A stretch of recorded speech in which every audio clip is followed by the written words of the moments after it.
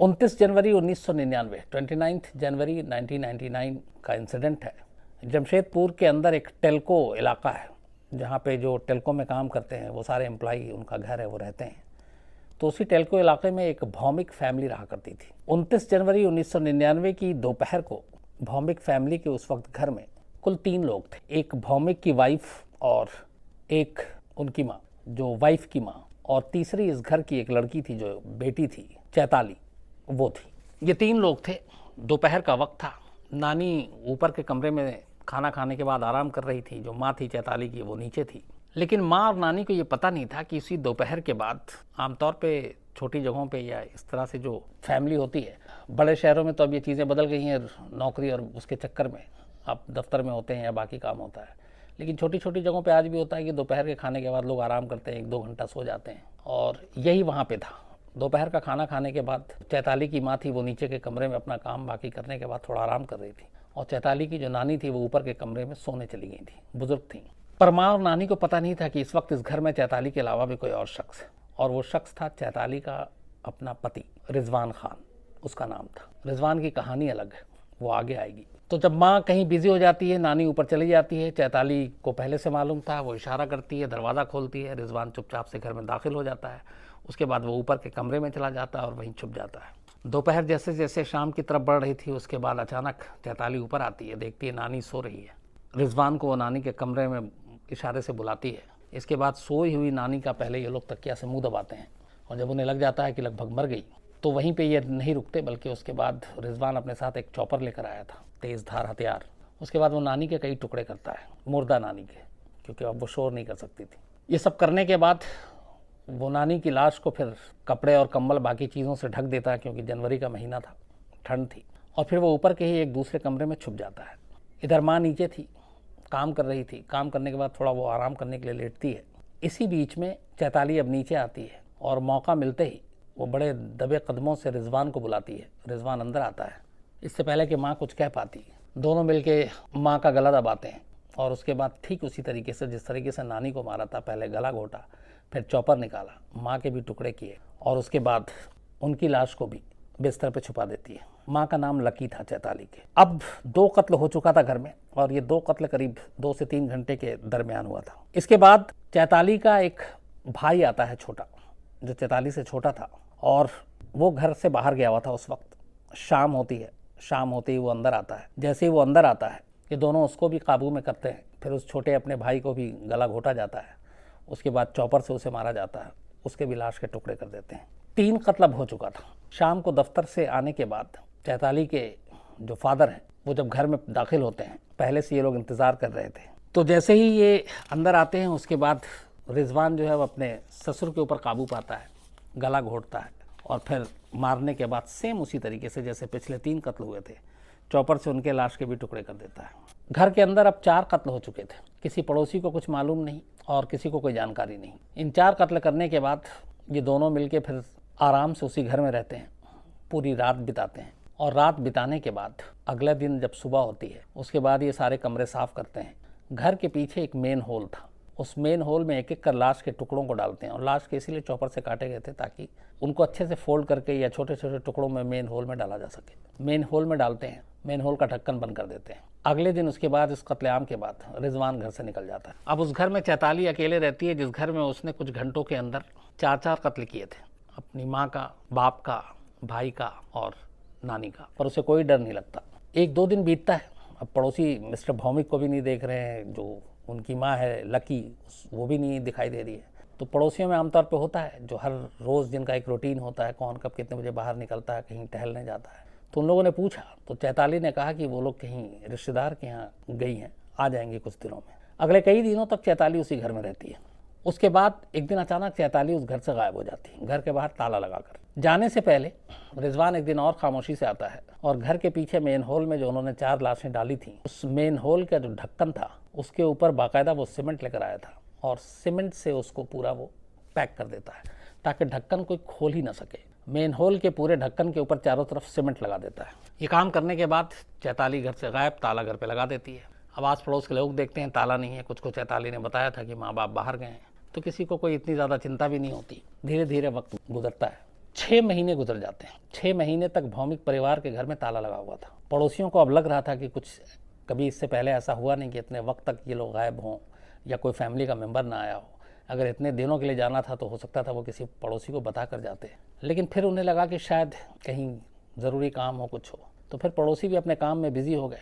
इधर टेल्को में जहाँ काम करते थे मिस्टर भौमिक, वो ड्यूटी से गैर हाजिर, तो उन्होंने भी पता कराया, लेकिन आकर सब कुछ सारी जो जानकारी थी वो उस बंद ताले के ऊपर आकर रुक जाती थी, क्योंकि घर में ताला लगा था, कोई कुछ बताने वाला नहीं था।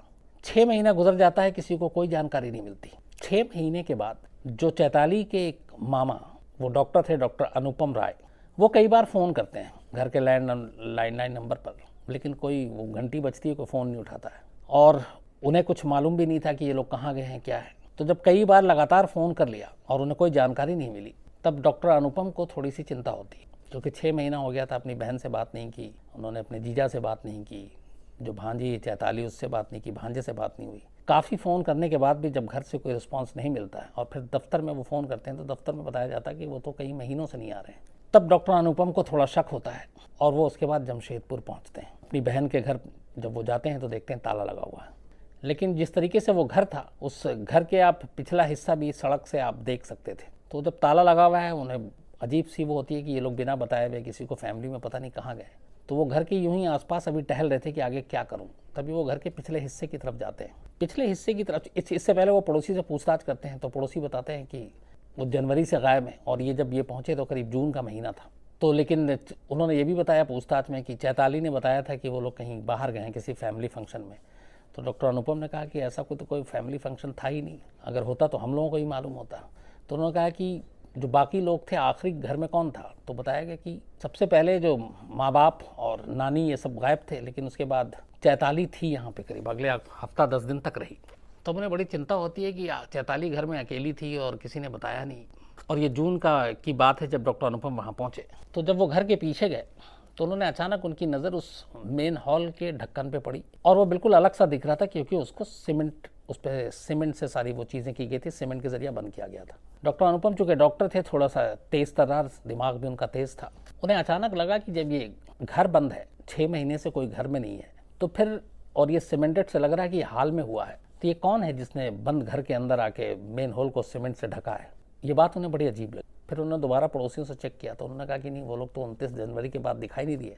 हाँ, चैताली कुछ दिन दिखाई दी, लेकिन अकेले चैताली सीमेंट से क्या करेगी। जब ये चीज़ उन्हें अजीब लगी, वो सीधे पुलिस स्टेशन पहुंचते हैं। पुलिस स्टेशन पहुंचकर बताते हैं कि 6 महीने हो गए, इस फैमिली के 4 लोग हैं, चारों गायब हैं, कोई कांटेक्ट नहीं हो पा रहा है। पुलिस भी सुनती है, पुलिस भी हैरान परेशान, उनके साथ घर आकर फैसला करती है कि घर की तलाशी लेंगे।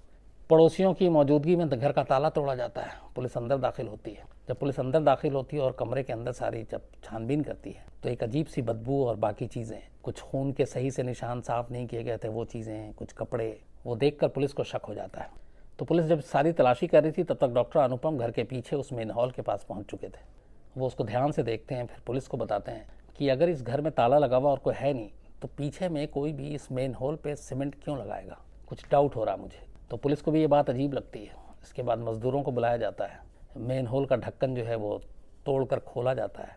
जैसे ही ढक्कन हटता है, अंदर से तेज़ बदबू आती है। इसके बाद जो कर्मचारी थे वो मेन हॉल की जब तलाशी लेते हैं, तो अंदर से एक एक कर इंसानी जिस्म के जो बचे खुचे टुकड़े थे, कंकाल, वो बाहर आना शुरू होते हैं। जब वो बाहर आए, गिनती की गई, तो पता चला कि ये 4 इंसानी हिस्से हैं जिस्म के।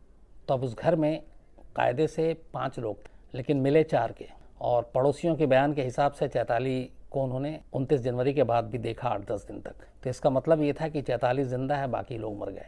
अब एक सवाल यहाँ पे ये आया पुलिस के दिमाग में कि अगर एक साथ फैमिली का हादसा हुआ है, तो चैताली कैसे ज़िंदा बच गई, और फिर चैताली उसके बाद गायब। तो अब आधी चीज़ें थी, चैताली पर शक भी, और दूसरा ये भी कि कहीं चैताली को भी ना मार दिया गया हो। जमशेदपुर की पुलिस पूरी इन्वेस्टिगेशन में लगी रही, कोई सुराग नहीं मिला। पर फॉरेंसिक साइंस से लेके बाकी जितने भी एक्सपर्ट्स थे, उन सबको बुलाया गया, घर में सारी एक एक चीज़ टटोली गई। आखिर में हर जांच की जो दिशा है वो चैताली पर आकर रुक जाती थी, क्योंकि कोई ऐसा सबूत, कोई ऐसी बाकी चीज़ें नहीं मिली, ना रैंसम कॉल, ना किसी की फैमिली से दुश्मनी, तो समझ में नहीं आया। लेकिन इसी बीच में पुलिस को चैताली के एक लड़के के साथ रिश्तों के बारे में जब छानबीन की गई, तो जानकारी मिली कि एक रिजवान खान नाम का एक क्रिकेटर था, और उसके साथ चैताली की दोस्ती थी, जिसका घर वाले विरोध कर रहे थे। तो इसके बाद चैताली पे और शक गहराया। पुलिस ने हर तरफ अपनी टीम भेजी, पर चैताली का कहीं पता नहीं, न रिजवान। अच्छा, दोनों गायब। तो अब ये हो गया कि अकेली चैताली नहीं, उसके साथ रिजवान भी है। ढूंढती रही पुलिस, कई जगहों पे अलग अलग टीमें भेजी गई, कोई फ़ायदा नहीं। ये सब कुछ चल ही रहा था कि एक दिन अचानक चैताली और रिजवान खुद कोर्ट में पेश हो जाते हैं और अचानक जाकर सरेंडर कर देते हैं। और उनके सरेंडर करने के बाद जब ये बात खबर फैलती है, फिर पुलिस जाती है, फिर पुलिस अदालत की से परमिशन लेकर उन दोनों को हिरासत में लेती है। और जब उनसे हिरासत में लेके पूछताछ की जाती है तो फिर एक एक कर सारी कहानी सामने आती। कहानी ये थी कि चैताली भौमिक परिवार की जो बेटी थी वो शुरू से ही बहुत आज़ाद ख्याल की थी। माँ बाप अक्सर उसे डांटते थे, पढ़ाई लिखाई पे वो ज़्यादा ध्यान नहीं देती थी। उसके जो फादर हैं वो Tata engineering and locomotive company limited यानी टेल्को में काम करते थे। और चैताली उस वक्त जमशेदपुर के ही सेक्रेड हार्ट कन्वेंशन स्कूल में पढ़ती थी, सेक्रेड हार्ट कन्वेंशन स्कूल में। और ये स्कूल जो है ये बिल्कुल जो जमशेदपुर में जो टाटा में एक किनन क्रिकेट स्टेडियम है, वहाँ पे काफ़ी मैचेस होते हैं, तो स्कूल के बराबर में ये स्टेडियम था। और आमतौर पे वहाँ सारे क्रिकेटर जो है वो स्टेट लेवल और या झारखंड रणजी और ये सारे वहाँ प्रैक्टिस भी क्या करते थे। तो स्कूल के बाद चैताली को भी क्रिकेट का शौक़ था, मैच देखने का, इंडियन टीम को फॉलो भी करती थी। तो वो किनन स्टेडियम जाया करती थी कई बार प्रैक्टिस करने स्कूल के टाइम में ही। तो वहीं पे एक उभरता हुआ क्रिकेटर था झारखंड का, और कहते हैं कि वो बहुत ही अच्छा, उसका फ्यूचर भी बहुत अच्छा था। उसका नाम था रिजवान खान।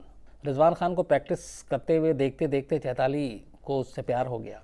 फिर दोनों में दोस्ती हुई, फिर रिजवान को भी उससे प्यार हो गया और इन दोनों ने फिर शादी करने का फ़ैसला किया। हालांकि उम्र कम थी, अभी समझ इतनी नहीं थी, लेकिन कई बार कहते हैं कि इश्क अंधा होता है। तो इन दोनों के रिश्ते धीरे धीरे बढ़ने लगे, पर चैताली ने तब तक घर वालों को कुछ नहीं बताया था। इसी बीच में कुछ वक्त के बाद चैताली अचानक प्रेग्नेंट हो गई। जब वो प्रेग्नेंट हुई तो घर वालों से अब ये बात छुपाना मुश्किल हो गया और ये बात घर वालों को पता चल गई। इससे पहले जब ये प्रेग्नेंट हुई उसी दौरान में चैताली और रिजवान ने कोर्ट में जाके शादी कर ली, गुपचुप तरीके से, और किसी को बताया भी नहीं। ये बात सिर्फ इन दोनों को पता थी। तो कोर्ट मैरिज कर ली, उसके बाद प्रेग्नेंट हो गई। अब चूंकि पता था चैताली को कि प्रेगनेंसी को छुपाया नहीं जा सकता, कुछ दिनों बाद फिर उसने अपनी माँ से धीरे से बात की और उसे सारी कहानी बता दी। उसने कहा कि ऐसे ऐसे उससे प्यार हो गया और रिजवान से उसने कोर्ट मैरिज कर ली और वो प्रेग्नेंट। जाहिर सी बात, ये बात सुनकर घर में हंगामा होना था। हंगामा हुआ, मिस्टर भौमिक और उनकी वाइफ ये सारे लोग नाराज़ हुए, गुस्सा हुआ, बहुत डांटा और फिर उन्होंने कहा कि जो भी है गलत है, और जो भी समझाना बुझाना जो गुस्सा था वो सब कुछ उन्होंने कर दिया।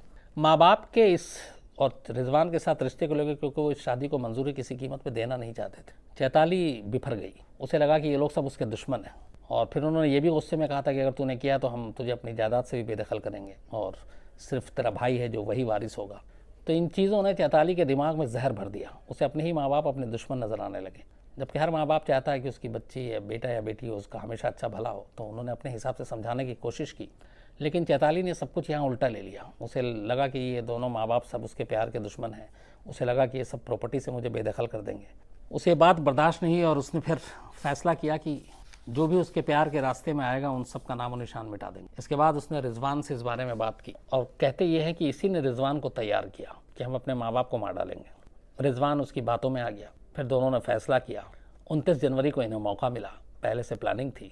एक एक कर माँ बाप नानी भाई चारों का इन्होंने कत्ल किया, मेन होल में डाला और सीमेंट इसलिए उस पर ढक्कन पे लगा दिया ताकि ये राज जो है हमेशा दफन रहे। मेन होल का कभी ढक्कन नहीं खुलेगा, लाशें कभी बाहर नहीं आएंगी। और कुछ दिन तक चैताली इसलिए घर में रही ताकि किसी को शक ना हो और वो बता सके कि घर के लोग बाहर गए हैं फैमिली फंक्शन में।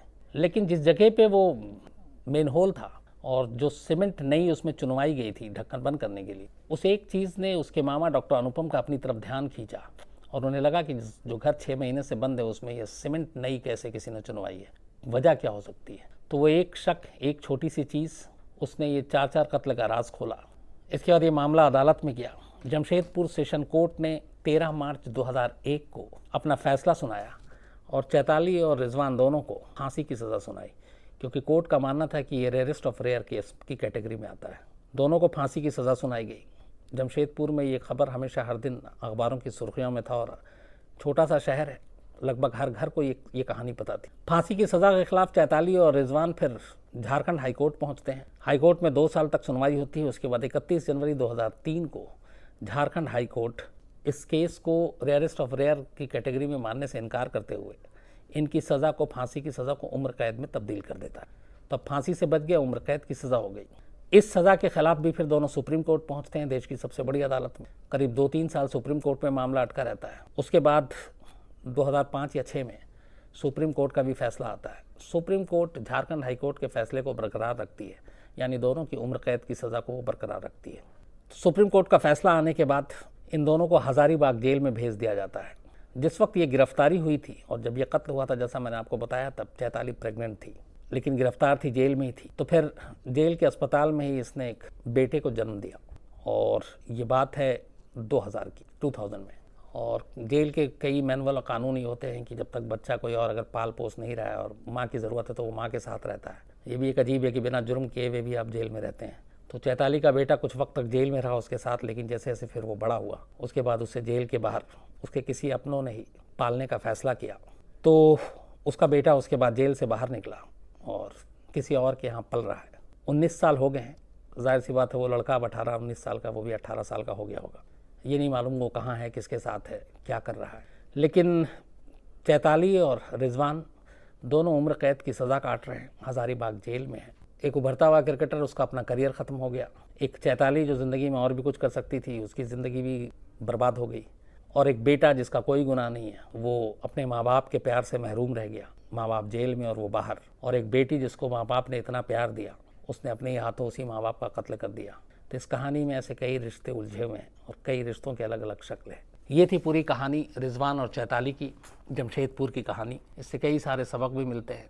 एक सबसे बड़ी सबक तो ये है कि माँ बाप जब भी कोई अपने बच्चों के लिए कुछ कहते हैं या बोलते हैं तो उसके पीछे कभी कोई बुरा नीयत या बुरा मकसद नहीं होता है, वो सिर्फ और सिर्फ भलाई सोचते हैं। लेकिन बच्चे अगर उसमें भी बुराई निकाल लें और लगे कि माँ बाप ही दुश्मन है, तो फिर उसका कोई हल नहीं है। ये थी पूरी कहानी, एक अफसोसनाक कहानी।